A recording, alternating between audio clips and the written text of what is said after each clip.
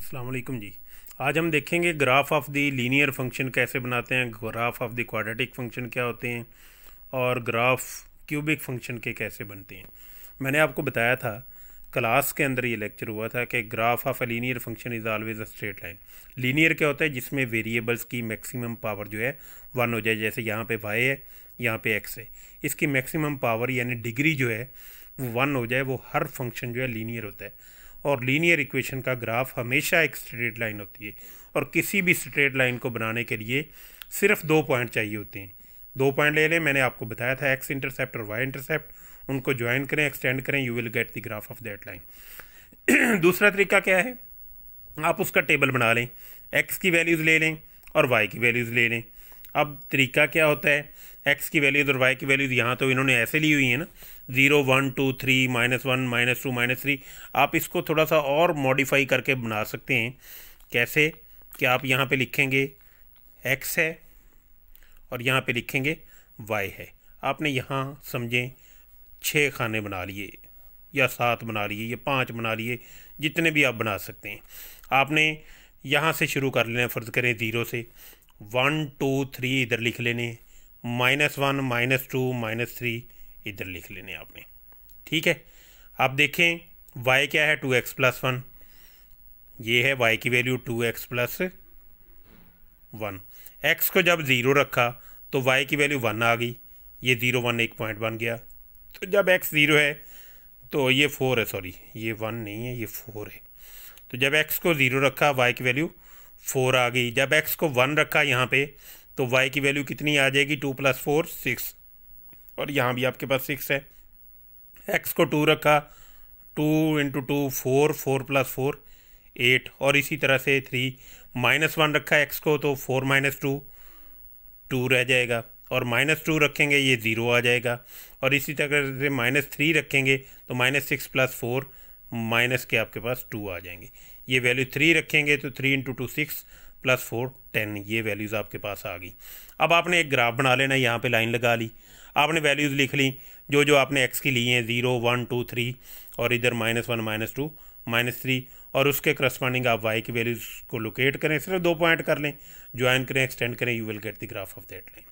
ठीक है, इसी तरह से आप लीनियर का आप ग्राफ बना सकते हैं। आप सिर्फ 2 पॉइंट ले लें, एक्स इंटरसेप्ट और वाई इंटरसेप्ट, उनको ज्वाइन करें, एक्सटेंड करें, तब भी आपके पास वो ग्राफ बन जाएगा। ये मैंने क्लास में आपको बता दिया था।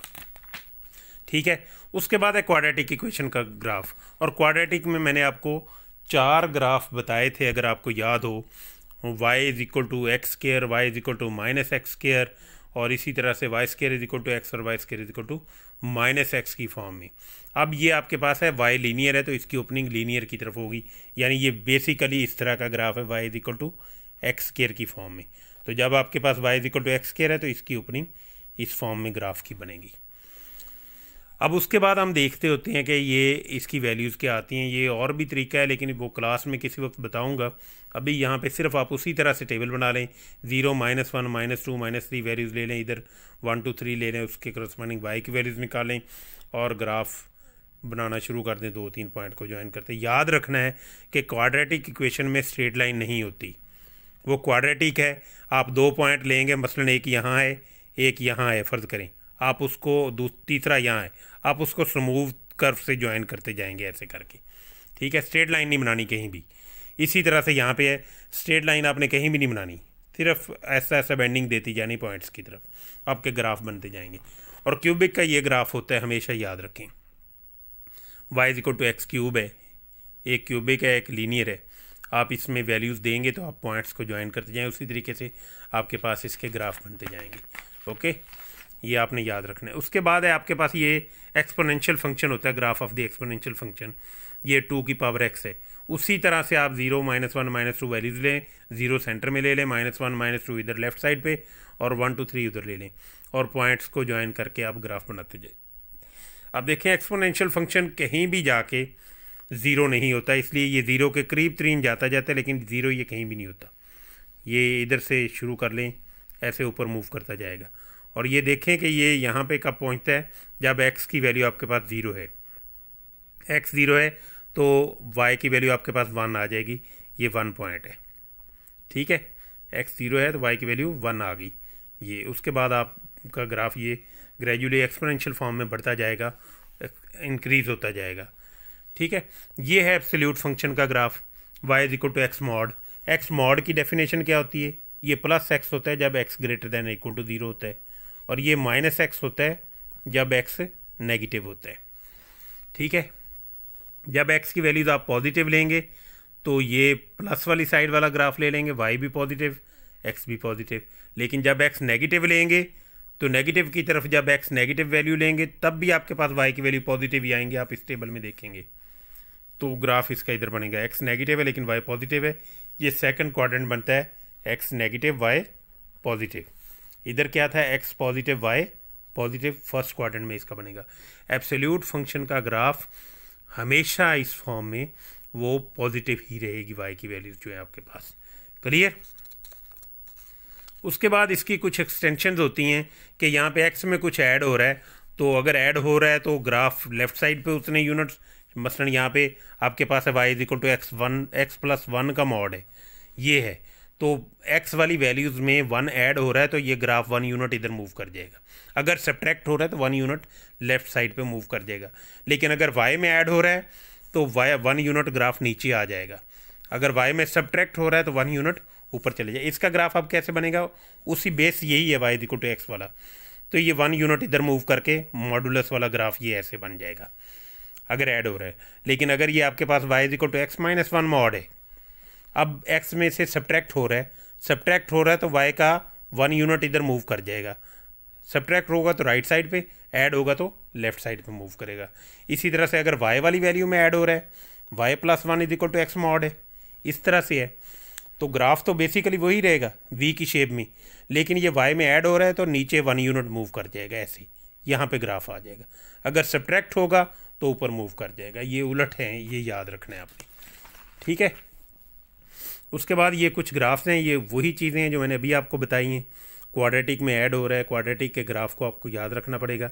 ये -1 इधर जाके y प्लस 1 हो जाएगा is equal to x square.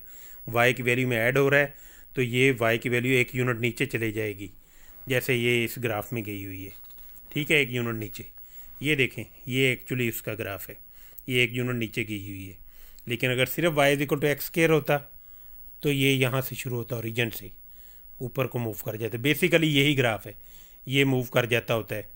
अगर y में ऐड हो रहा है तो नीचे 1 यूनिट जाएगा, जैसे इस ग्राफ में था y is equal to y plus 1 is equal to x square, या इसी को लिखा था y is equal to x square minus 1, लेकिन 1 को इधर ले आए लीनियर वाली फर्स्ट साइड पे, तो ये 1 यूनिट नीचे मूव कर जाएगा। अगर y में सब्ट्रैक्ट हो रहा होता, यहाँ -1 होता, तो ये 1 यूनिट यहाँ मूव कर जाता। ये ग्राफ यहाँ से शुरू होता ऊपर की तरफ, ये आपने याद रखना है। x में अगर आपके पास आ जाए y is equal to x minus 1 का स्केयर, इस तरह से आ जाए, अब क्वाड्रेटिक ये स्केयर के अंदर है, तो आप x यूनिट इधर 1 यूनिट मूव, सब्ट्रैक्ट हो रहे हैं ना, तो राइट साइड पे मूव करवा देंगे 1 यूनिट, यहाँ से शुरू होना था ग्राफ। ये आप थोड़ी सी प्रैक्टिस करेंगे आपको आ जाएगा, पता चल जाएगा। वरना इस तरह के टेबल बनाकर आप स्मूथ कर्व से, जहाँ भी क्वाड्रेटिक है, क्यूबिक है, स्मूथ कर्व से ज्वाइन करें, ना कि स्ट्रेट लाइन से। स्ट्रेट लाइन सिर्फ लीनियर में बनेगी आपके पास। ये आपने ग्राफ्स कर लेने इसके सारे के सारे। Thank you very much. ये बहुत आसान है, ये देखिए, देखते ही पता चल जाता है ये एक्सपोनेंशियल फंक्शन है, ये क्यूबिक फंक्शन है, ये एक्सपोनेंशियल फंक्शन है आपके पास, ये क्वाड्रेटिक है आपके पास, ये आपके पास एक्सपोनेंशियल फंक्शन है, सॉरी क्यूबिक फंक्शन है, ये आपके पास क्वाड्रेटिक फंक्शन है। 1 यूनिट लेफ्ट मूव किया हुआ है, पता है एक्स की वैल्यू नीचे जा रही है, लेफ्ट मूव कर रही है तो एक्स की वैल्यू में ऐड हो रहा है, वाई की वैल्यू नीचे जा रही है, वाई की वैल्यू में भी ऐड हो रहा है। फ़ौरन देखने से पता चल जाता है कि कैसे इसके ग्राफ बनेंगे। ये इसकी कुछ हैं, मैं इसकी PDF बना देता हूँ कि अगर y ये है ना f of x plus D इधर ले जाएं, y की वैल्यू में सब्ट्रैक्ट हो रहा है, ये ग्राफ ऊपर जाएगा, ये लिखा हुआ है आप। ठीक है, ये -d है, इधर जाकर +d हो जाएगा, y की वैल्यू में ऐड होगा, फंक्शन वाला x वाला फंक्शन इधर है, y की वैल्यू में ऐड होगा तो ग्राफ नीचे 1 यूनिट चला जाएगा, d यूनिट नीचे चला जाएगा।